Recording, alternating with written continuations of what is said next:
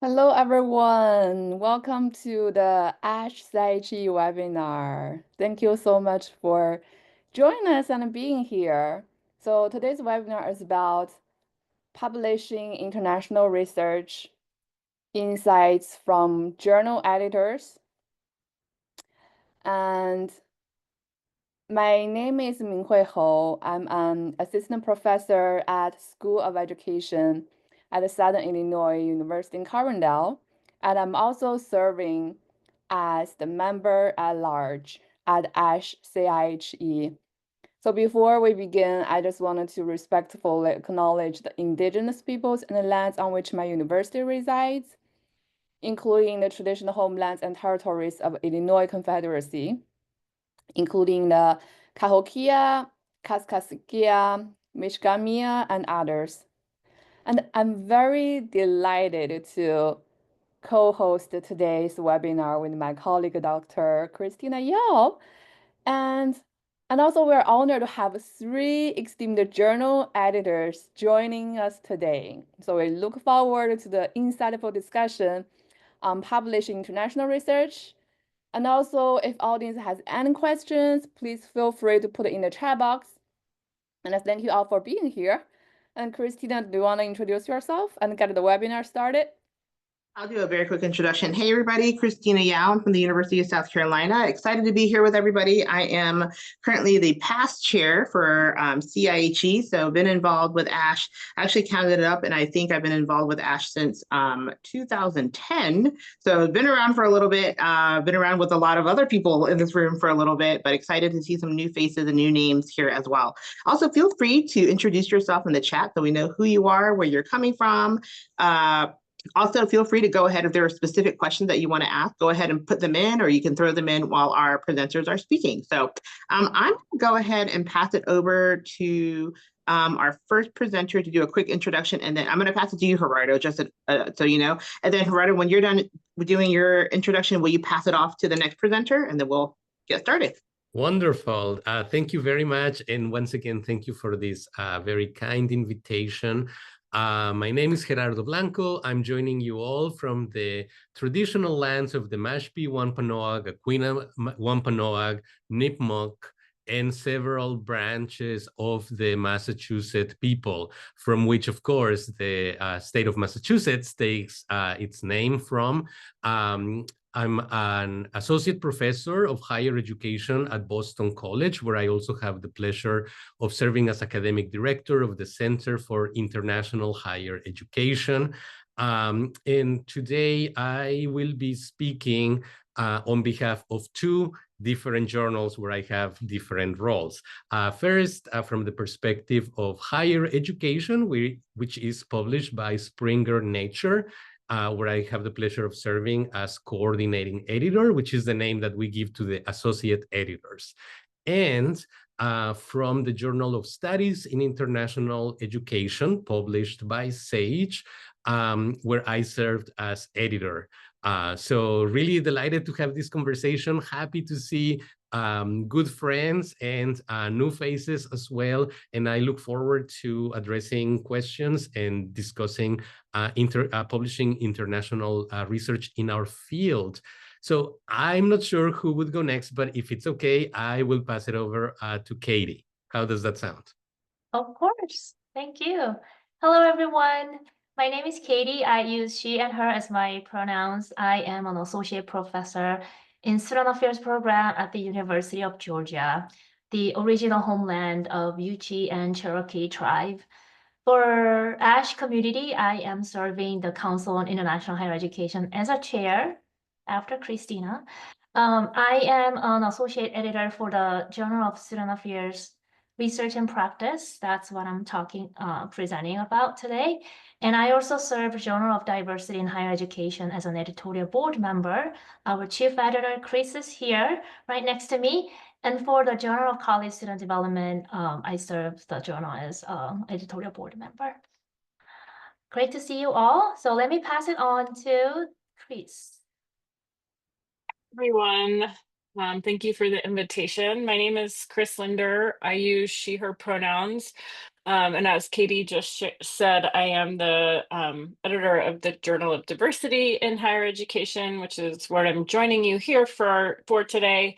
I was on the ASHE board as a member at large several years ago, but I haven't been a volunteer in ASHE actually since I became the editor of the journal. So I am a professor at the University of Utah, which is on the homelands of the Goshu, Paiute, Shoshone, and Ute people.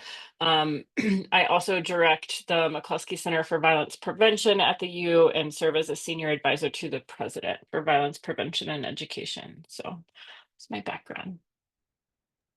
Great, thank you so much. So we invited a panel of amazing editors to come and talk about giving some insights on what they look for in publishing internationally focused papers, what they don't look for, like I think there's a lot of different aims and scopes. And so we just wanted to have a very clear, transparent conversation about what that may look like. So, but first, I think what might be helpful is to get a sense of what the aims and scopes of the journals are and give a quick overview. I will, if it's okay, I'll go backwards and maybe start with Chris to talk about JDHE, if that's okay. I was trying to put the link in the chat. So I put a link in the chat to the journal homepage, which you can also just Google, but just in case you would like to look at it as I'm talking. The Journal of Diversity in Higher Education is a relatively new journal. We started in 2008. Which feels new to me in higher education, which may say more about me than the journal. But it is a publication of both the National Association of Diversity Officers in Higher Education and the APA. So NADAHE started the journal in 2008, and it has a very, very intentional focus on translating theory to practice. And so one of the things that must be included in every JDHE article are recommendations for practice, because the journal is a practitioner-oriented journal, probably very similar to the Journal of Student Affairs Research and Practice in that regard. And so that's an important component. And then we also, I would like to work on updating our mission statement. As of right now, we talk about focusing on equity, diversity, and inclusion in higher education. I think well, I felt this way before all the chaos that we're dealing with right now, but I kind of feel like those words are almost too buzzy at this point, and nobody really knows what they mean anymore. And so a lot of the work in JDHE, one of the pieces of feedback that our reviewers give most consistently is that it needs to come from a critical anti-deficit, anti-oppression framework, which I think is more accurately describes the current scholarship in JDHE. So I do want to spend some time this summer working towards updating that. And then, the other thing I would say, well, that probably will come up later. So does that answer the question, Christina? Okay. And then I think we can keep going backwards. Great, Katie. Sure. So I'm here to talk about Journal of Student Affairs Research and Practice. Well, I'm serving the many journals, so I'm confused with the names. I want to share the link to the journal in the chat. So this is a link to JSARP, and also I came up with a very brief PowerPoint slide, just because, I easily forget everything. So I just wanted to make sure that I say things that I'm supposed to say.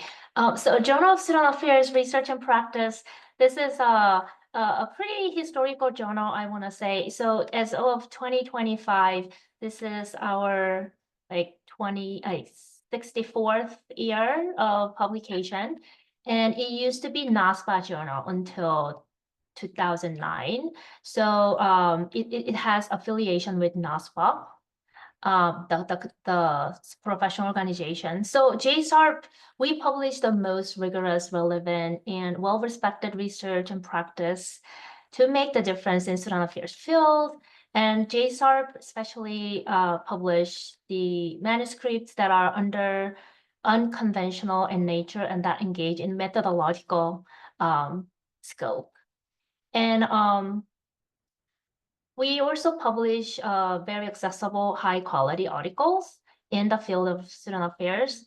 So when I say, well, this is the journal title is Student Affairs Research and Practice, but we publish all the topics on college students, graduate students, staff members, and the faculty. So any population within the scope of college and higher education we publish. Just a title of the journal is Student Affairs Research and Practice, but we really cover all the population, the broad population in student affairs and in college and in higher education. The theoretical framework, the theoretical application, and also innovative methodological approach are very important feature for our journal. So I tried to bring the metrics of the journal. This is JSARP impact factor for 1 year and for 5 years. And this is the average time for publication. So please take a look. I'm not gonna go over everything. 18% acceptance rate, and we publish 5 issues per year. One thing that I want to highlight here, we have different features within the same journal. It's the same journal, but we have 4 different features: innovations and research and scholarship features. This is probably the most common feature in the journal. And I saw that a lot of manuscripts are coming into this feature. The second one is international feature. So this feature accepts the publications on any international related student affairs or higher education topics. So it can be any international related topic within the scope of US or the outside of the US. I want to highlight that any research that's based on the data that's collected outside of the US, so data collections within international scope are also accepted for this feature. So I think that a lot of CIHE members will be interested in this international feature. And I am representing the international feature as an associate editor. Sometimes international related topic or international data are coming to innovative in research and scholarship features as well. So it really depends on what you really want to focus on, whether that's international feature topic or whether that's your research focused topic. But those related topic will come to my agenda as a journal editor anyways. Innovative in practice feature is more about the practice-based feature. So sometimes for this feature, you don't really have to bring this empirical, research-based, data-based paper for this one. So this is more like, I will say that this is a practice brief feature version of JDHE. So this is more about focusing on practitioners. The media features and reviews are more about the review paper.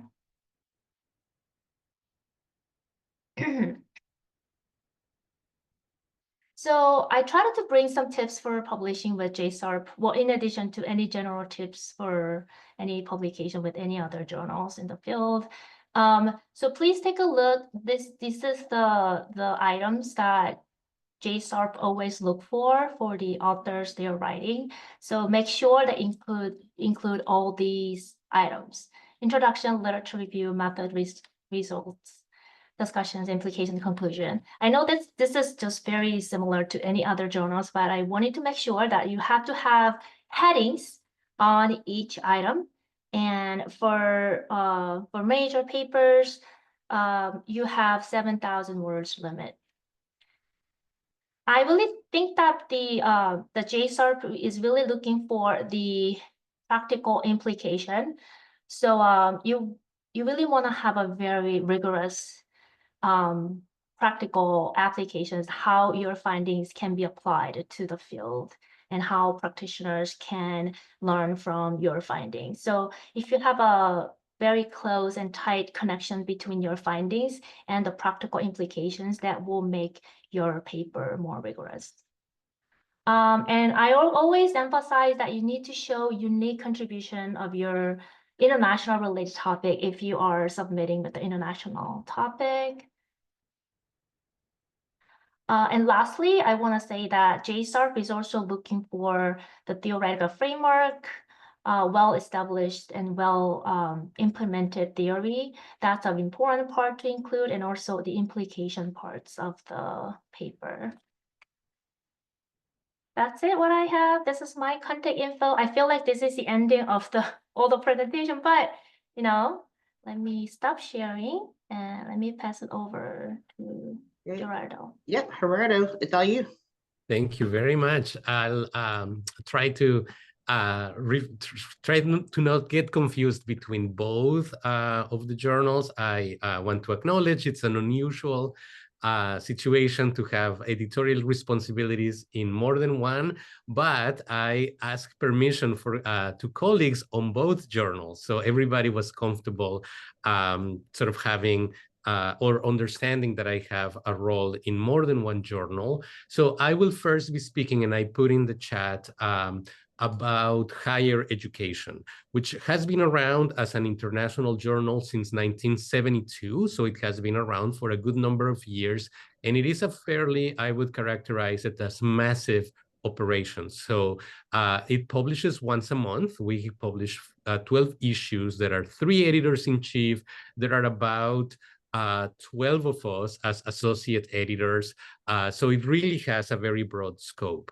What I want to emphasize, what I've been learning as associate editor in higher education is a number of things. So we receive about, we are well on our way to receive 2,400 submissions this year. So we have a lot of volume that goes through, which means the vast majority for us of the work involves really making sure that there is a good fit. So about 90% of our submissions are desk rejected, and then we are very selective about the number of manuscripts that we send out for review.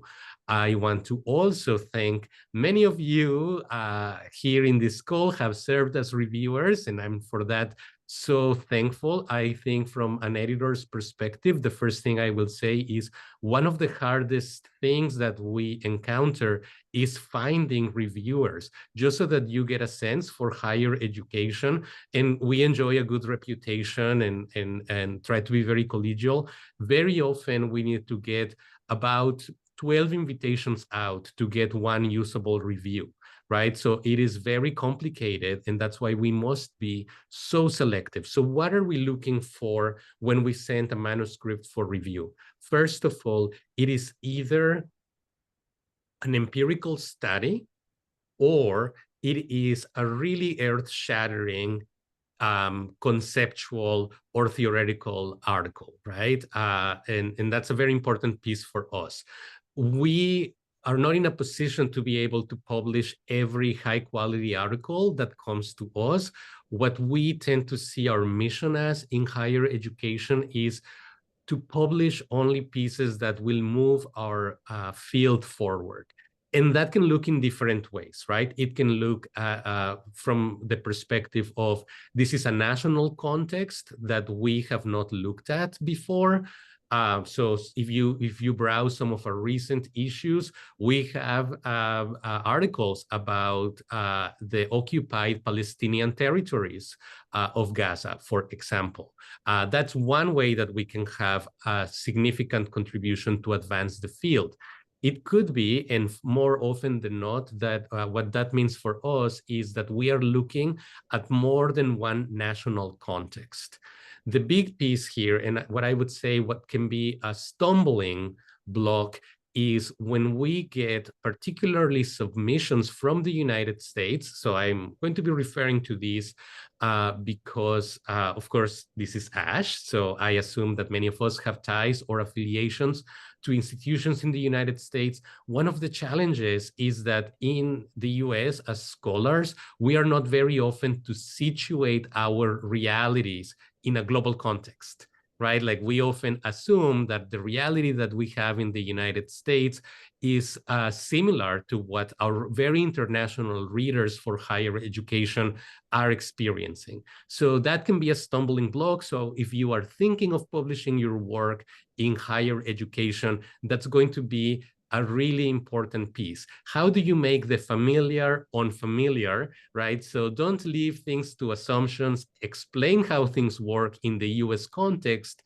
and recognize how that might be different, right, from other national contexts. I think I would say that's the most important and significant challenge for the submissions that I have seen come through higher education in recent times. The other piece is it's perfectly okay to use methodological and theoretical frameworks that have been developed in the United States, but it is also very important for an international journal like higher education to situate these, right? To really look at the literature, not only from the US perspective, that makes a really big difference for us, right? So even if you are looking at a US data set or at participants, right, that were interviewed in the US context, it really helps that your literature review or your conceptual framework looks beyond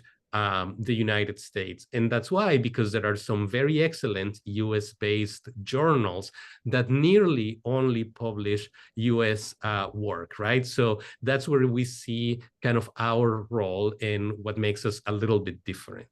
So if you will allow me, I will shift gears very quickly and tell you about the Journal of Studies in International Education. The word higher does not appear in the title of JSIE, but we focus on post-secondary educational contexts, right? It's just we didn't need another word in the title. So JSIE has been around since 1997. I feel like I'm behind Hans de Witt in more than one capacity because he founded the journal and has served as the first editor. And now earlier last year, I took over as editor, but also he was director of the Center for International Higher Education here at Boston College, where I now serve as academic director. So Hans has been a wonderful colleague and mentor. And what is the mission of JSIE? First of all, it is connected to a number of associations. So JSIE is the official journal of the Association for Studies in International Education. So what does this association mean?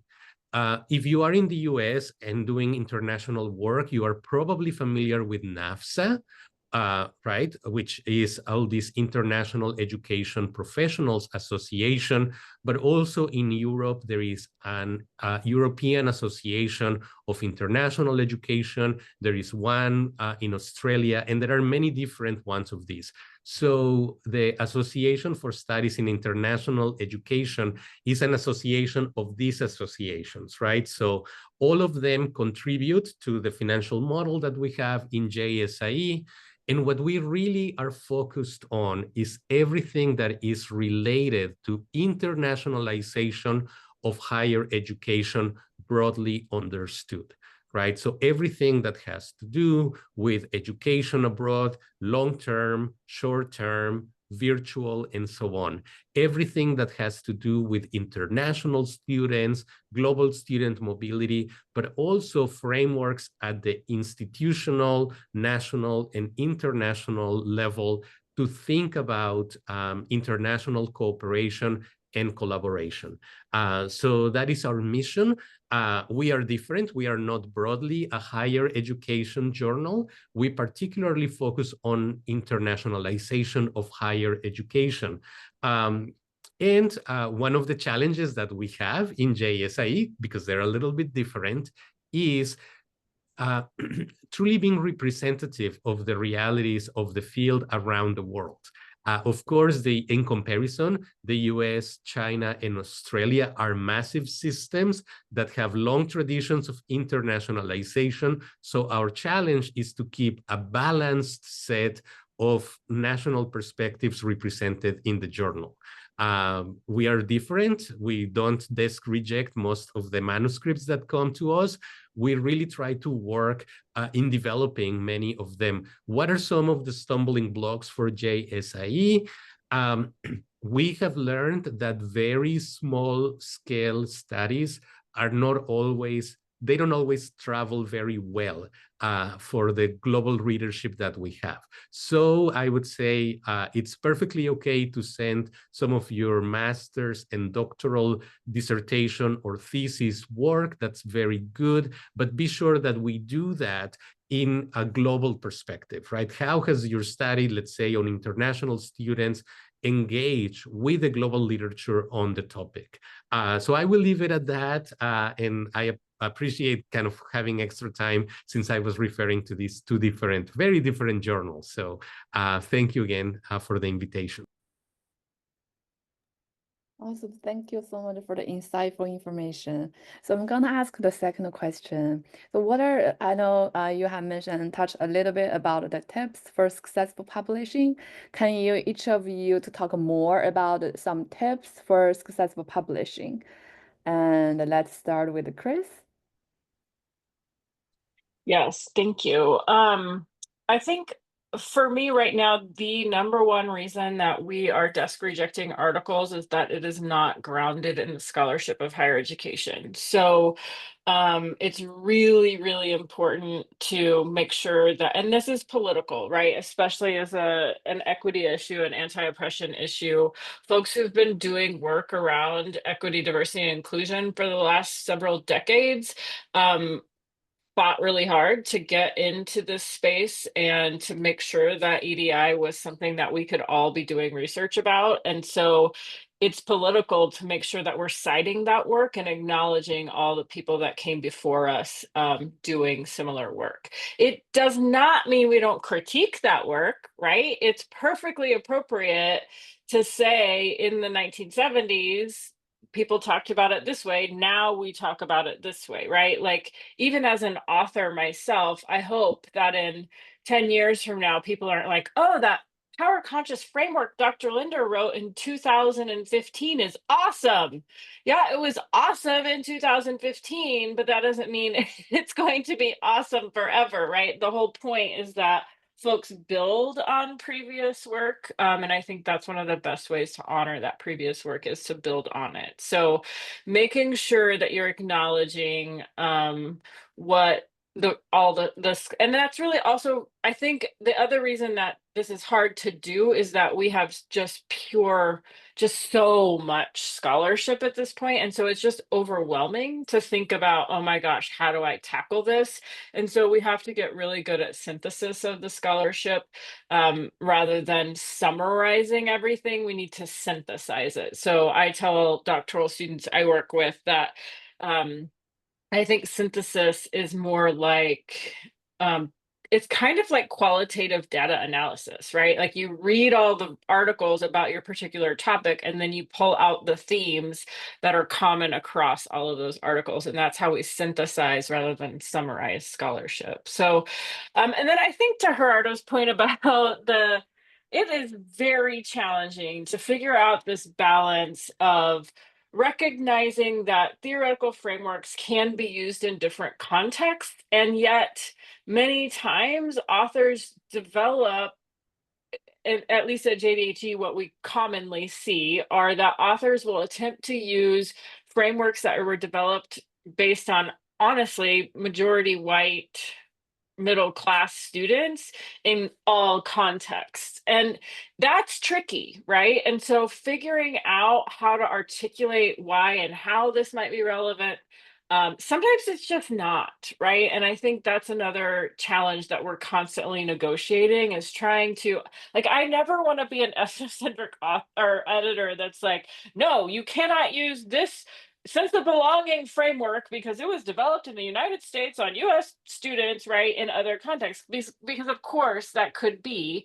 And also because of the way that power works in our culture, there's this default that things built in the US often get applied in other cultures without the appropriate context for doing so. And so I think that's what we're trying to pay close attention to, is how the author is contextualizing the frameworks that they're using. So I would say those are a couple of tips. The other one is to follow APA format.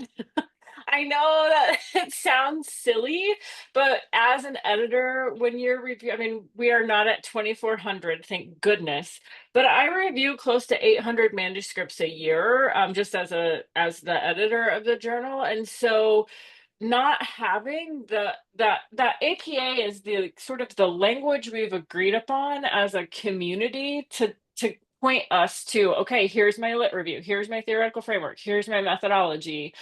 So using that is really important, because it helps the reader, whether it's the editor, the associate editor, or the reviewers, understand which pieces of the manuscript you're including in those sections, so that we can easily identify, like, this is intended to be the methodology. So if it doesn't look like what we expected, quote, traditional methodology to look like, we can at least know, okay, this may look different than what I'm used to, but it's still a methodology, right? But I wouldn't know that if it didn't have the headings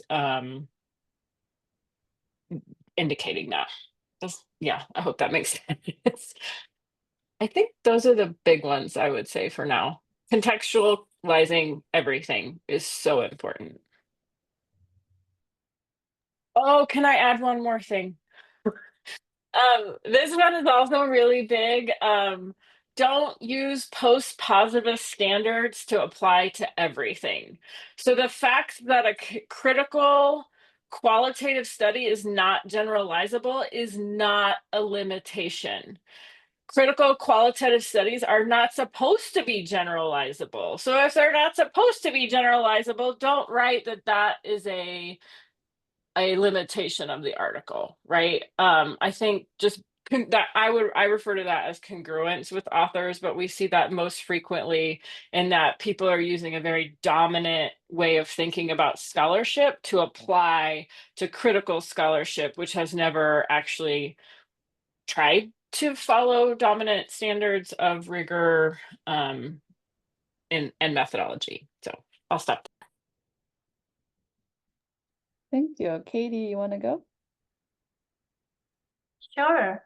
Dr. Linder just made a really great insight, and I should have known that before. Anyways, so the tips for the authors, I really think that the authors wanna follow the journal standard or go to the basic. So please look at the journal submission site, try to read through, and then fully understand what's the expected structure, what are the expected headings, what are the word limit, and then what are the journal scope.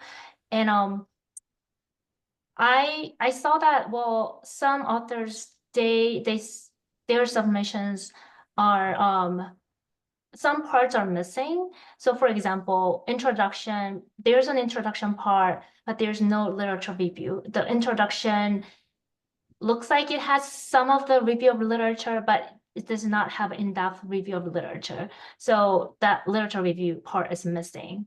But I assume that the author thought that literature review is included within the section of introduction, but it was missing. So just for example, so try to see what are the expectations from the journal, what are the structure that you have to follow, and then try to include everything. Some submissions, there was missing point for theoretical framework. So theoretical framework section should be one separate section. So you want to talk about theoretical framework and how, in addition to the explanation of the theory, you want to talk about how this specific theory is applied as a guide frame for your entire study. So just those are examples from that missing point. I really think that it's very helpful if you read the recent publications from that specific journal that you're targeting and get some insights and be familiar with the expectations from the journal, what the other authors who recently published include in that specific journal, and how detailed each section should be according to these recent publications. So I think that recent publications are a great sample for your manuscript as you prepare. And specifically for the methodological approach, if you plan to publish quant research, then please go ahead and read recent publication from that specific journal that you're targeting on quant research. And then try to utilize some languages that the journal utilized for the quant research method, and also from the recent publication, utilizing a similar language that's other authors utilize. I think that way the editor will say that, oh, this is what's well prepared. This person knows well about the journal, the scope of the journal, the target of the journal, so that you will be more likely to be, going to the next steps. And also, I highlight that authors want to look at the focus of the journal and try to tailor your manuscript with that specific language from the journal. For example, if it's Student Affairs Research and Practice JSARP, then you may want to mention about how your study can contribute to the field of student affairs. If you are talking about college students, but talk about how the findings about this specific college students can be applicable to the field of student affairs. If you target Journal of Diversity in Higher Education, you definitely want to include the wording of diversity. If you want to, publish with higher education, then you definitely want to include the language of higher education multiple times in your paper. Well, those are what I want to say. Try to look at how you can focus on the journal so that your reviewers will know that you are specifically targeting this right journal. Another thing that I want to highlight is the style and grammatical errors. Oftentimes, authors may think that styles or grammatical errors is the second thing. The content will matter. Yes, content matters, but I will say that style error or grammar errors will impact the quality of your work or the impression of reviewers or impression from the editors, because if there are multiple errors, that will bother the reviewer or the editor to further ahead and review further. So your entire quality of work will look so much better with those neat style and error-free grammar. So I highly recommend that you have a professional editor before you send out to the journal system.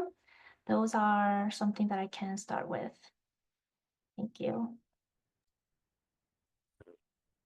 Super important advice. I would just add, I would really emphasize that ideally we publish our readers, right? And that our readers become authors in our journals. I think one of the things that I notice, especially in higher education, this won't apply to this group, of course, but when we have a lot of economists or sociologists and they just send us a big study that they did and they've never read anything from our field, as an editor, I frankly feel often insulted to be like, wait a second, we are a field, we've been around, and there is literature and contributions that we need to be, that we cannot be dismissive of, right? So I take that approach, and I would say we could, at a smaller scale, sometimes replicate it even by people who are in the field. So don't do that, right? And I used to think, I'll be very frank, that, oh, well, editors want to see their own journal cited to boost their own impact factors and all of that. It really is not, right? Like I can tell you from the behind the scenes work, ultimately it is to maintain a level of coherence in the conversations that we have. Because if we don't have that, right, like if authors are not reading first the journals where they're trying to publish, then there are significant gaps, and then the field doesn't move forward, which is ultimately why we are dedicating so much time to pursue reviewers and to do all this work that's sometimes very invisible, right? So I would say that that's very important. The other piece that I would really emphasize is it requires a change of mindset. As a doctoral student, so much of my work was about complying with what my mentors expected me to do, right? So it's like, can I do that? Do I get to do that? Do I get to use this framework or methodological approach and so on and so forth? But then when you are an author who wants to be published, and I think here we have some of the most representative publications in our field, we really want somebody who will tell the field, you really need to pay attention to that. There is some important insight that I'm sharing with you. So you really need to take a much more authoritative stance. And I wish I had received that advice earlier in my career, because, right, as an editor, I really cannot deal with a lot of hesitation. Of course, I want thoughtful pieces and intellectual humility demonstrated in the work, but I need to publish something that the author knows that they have something new to say. And I think that is a challenge. That's not always straightforward, but it really is very often the standard that we have when we are receiving high volume through our journals, right? So this isn't the time to hesitate or to undermine your own arguments, and to really emphasize Katie's point earlier. Sometimes these errors with orthographical or grammatical, what they do is that they do that, right? They undermine your authority. And that's something we just can't have in these spaces. So that shift in mindset is important, I think. Ooh, okay, so I've been an author, a reviewer, an associate editor for many, many years, and I'm still getting so much out of this. So I really appreciate this panel. I'm going to ask one question of the panelists, and then we will open it up to the audience to ask questions. So you could put it in the chat, you could unmute, whatever you want to do. But just want to give you all that warning to get your questions going. So my question is for the panelists. You know, I think a lot of the folks that are right now on this webinar with us would be considered very early career scholars, right? So maybe early career faculty, and I see actually a lot of graduate students on here who are interested in publishing. And so when you think back, right now, you all have the mentality of people who are widely published. You've been doing this for a while. You're editors and all of that.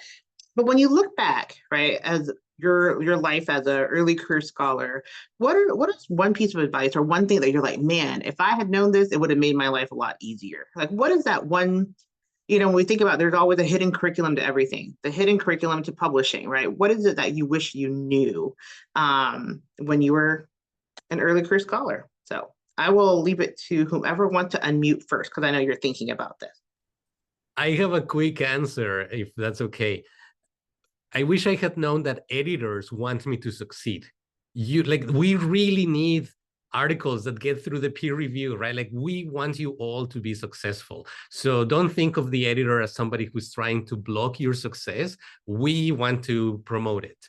And I wish I had known that. It would have saved me a lot of turmoil when I was submitting things for review or when I was waiting for an outcome. Thank you. That's a great point, because I think a lot of times, I think what people don't realize is that the authors feel a lot of the turmoil, right, of like rejection or even getting a revision. But as editors, we also feel a lot of turmoil in sending that update and stuff, right? Because again, our goal is that people are successful. So that's a really, really great point, Gerardo. Thank you. Pass it to Chris or Katie. I highly recommend that you sign up for being a reviewer for the journals.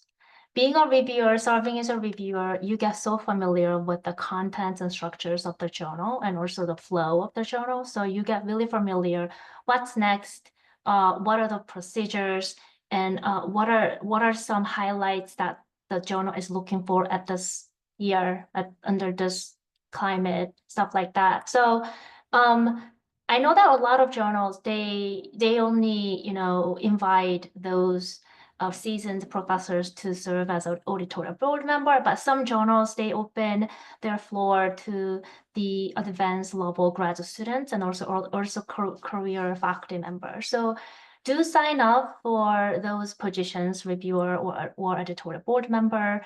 JSTAR, we are looking for the graduate student reviewer and early career reviewer as well. So once you are in the internal person, that it will be so much easier for you to publish within that journal. So that's gonna be my tip.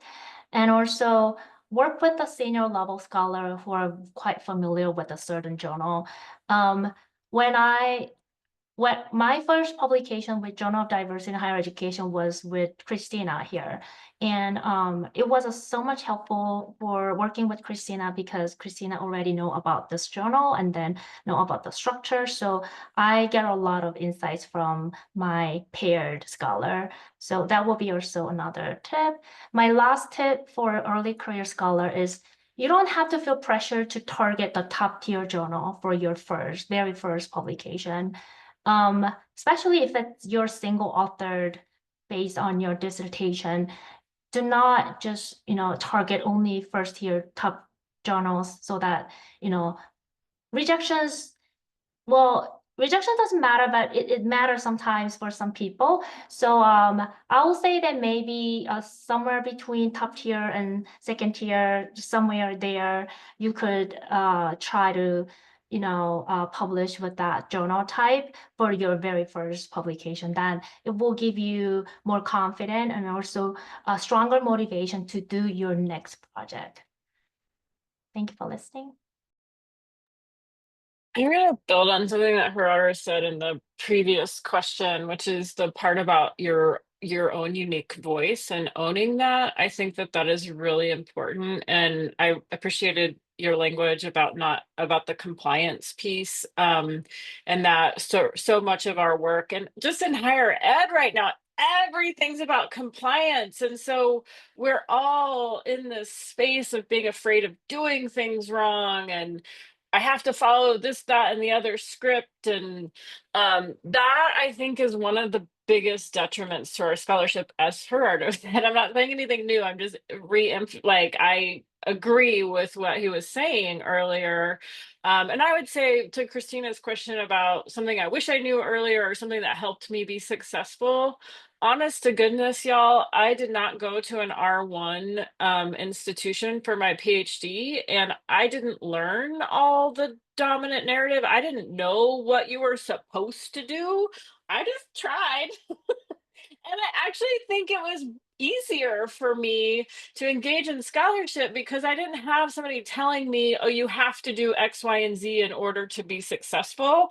I was like, I don't know what I'm doing. I'm just gonna put it out there. And it's like a lot of trial by error. So I think being willing to take risks and mess up and get feedback and not striving for perfection and compliance and what we think we're supposed to be doing, I think is really important. And then to Katie's point, this is the part when I'm reading articles for JDHE that come in, and of course, as the editor, I get to see the name of the author, so I know who people are. And often we see stuff from graduate students or early career scholars, and I think to myself, where are these people's mentors, right? Because there are some of those pieces that are hidden curriculum, like Katie was saying, that Christina helped her understand, right? And it's like the stuff that we don't know that we don't know. And so I do think doing a couple of pieces with folks that are more senior to you, and I know the last two things I said are sort of in conflict with each other, because it's like follow someone who's senior who knows what they're doing, but also be yourself and just do what you want to do and take a risk. So figuring out sort of figuring out ways to do both of those things, I think can be helpful. Thank you. Yeah, so now it's 10:50, well, in Central Time. And Let's open the space for audience. If you have any questions, if that's easier for you, you can just unmute yourself and ask, or if you prefer, you can put it in the chat box. So I want to give several minutes for the audience to ask some specific question you might have.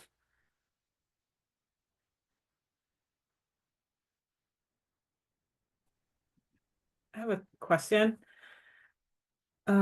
So when I think of doing my work, I do it for a very particular region.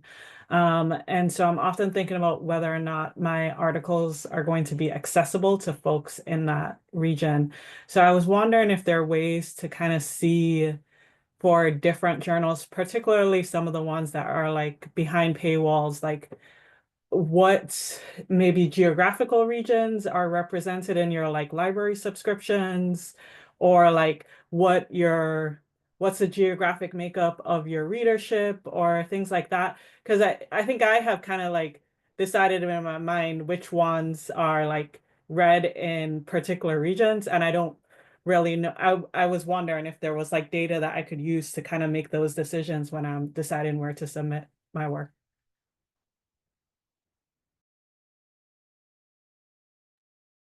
I honestly have no idea. That is a really good question. Thank you for asking it. I know that the people at APA would know that. Those are the kinds of questions when I get them, I'm like, Stephanie, help. So I could get that information and I would be more than happy to share it. But you're making me think maybe that is something that we need to include in author guidelines or somewhere on our website. So thank you for asking that question. It's prompting me to think about it, because the honest answer is that I actually don't know off the top of my head. Just in relation to the Journal of Studies in International Education, it's not very systematic, really, but so of course, like many other journals that are behind a paywall, authors can make, if they have the funding, normally this comes from a grant, that kind of thing, to make their articles open access. We are investing increasingly more and more, right, from the small revenue, and all of this is up in the air, of course, because it's the whole publishing scenario is changing, but we are reinvesting a significant part of our resources as a journal to publish things in open access, right? So very often authors won't pay for this, but we will say, this is a very important article. We really need to make this open access. And then we will cover as a journal the costs that our publisher charges for those. And I know that that's increasingly one way that publications, I'll be the first one to recognize that it is problematic, right? But it is also to have it's problematic to have most of the content behind paid walls, but also at the same time, I recognize as an editor that there is a business model that exists for each one of these publications, and that it is important to keep them around, especially in a context of great disinformation. We need to have trusted sources of information within our field. So there is a tension there, but one of the ways that we're dealing with it is to actually invest resources in publishing in open access. And often we will make decisions about, like, no, if we really want colleagues, for example, in sub-Saharan Africa, we know they probably are not subscribed to our journal. So we'll prioritize those, or as I was mentioning, some of these examples in areas that are in post-conflict settings. I quickly share what I usually do. So I don't have the very right or correct answer to your question, Stephanie, but whenever I try to search for journals or the target journal that I think that this topic or my paper will be accepted, that I try to Google that specific region or the population of my study, and then see what are the publishers, where those papers of that topic are published. So Stephanie, maybe you wanna Google and see what specific country or the region of the world are more likely to be published within a certain journal, and then see those lists and then how that journal will accept a unique region or the population of the specific region. That's what I do. Not just for the region, but for any other topic or certain population, I try to see what are the possible journal that has history of publishing that specific population or the region. That's what I do.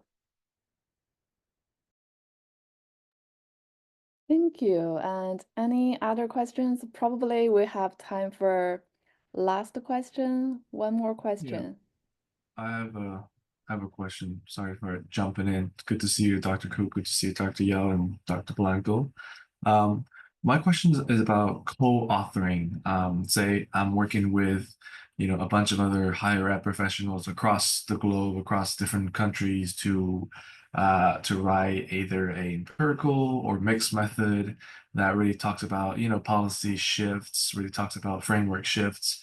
And then we were presenting at different conferences and trying to gauge like public interest. And how would that go about, publishing, and what tips do you have for co-authoring for papers in that caliber?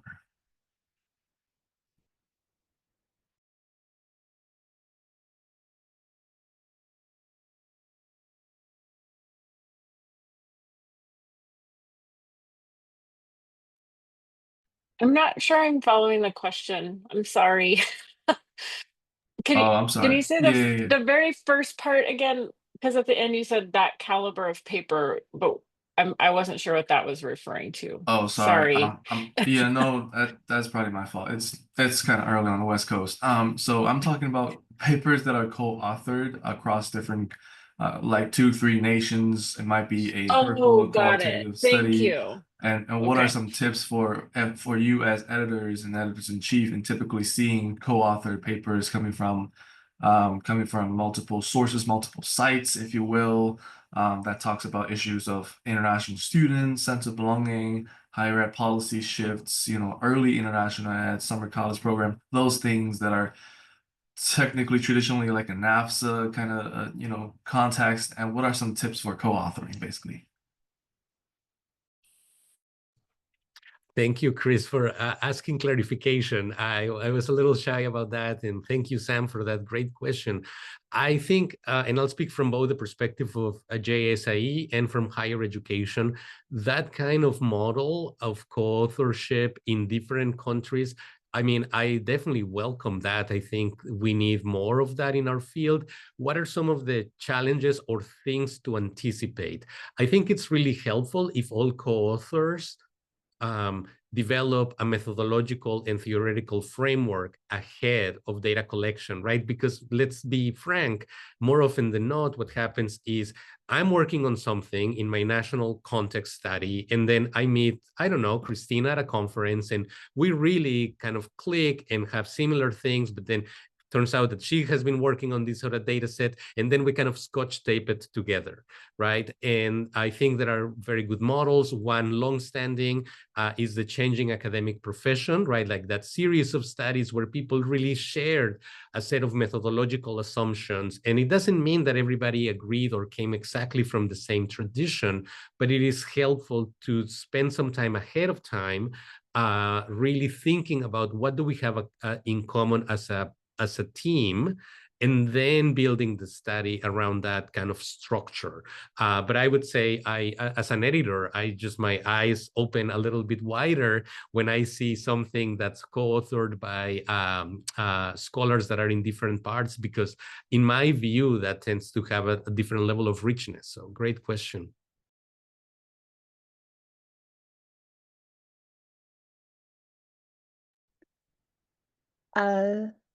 Sorry, we have like 1 more minute left. So I just want to wrap up for the session. And as we come to the end of today's webinar, I really want to extend my sincere gratitude to our panelists, Dr. Gerardo Blanco, Dr. Katie Ku, and Dr. Chris Linder, for sharing your invaluable insights on publishing international research. And also a big thank you to my co-host, Dr. Christina Yao, and all of the audience for joining us today. And also a big thank you to the ASHE staff for their hard work in organizing this webinar and managing everything behind the scenes. So we truly appreciate all your efforts. Thank you so much, and wishing everyone a wonderful rest of your day. Thank you all so much. Thank you so y'all. much. Thank you. Hour passes Bye. quickly. It Thank y'all does. so much. Bye. Take care. Thank Bye, you, everybody. everybody. Good to see you all. Thank you.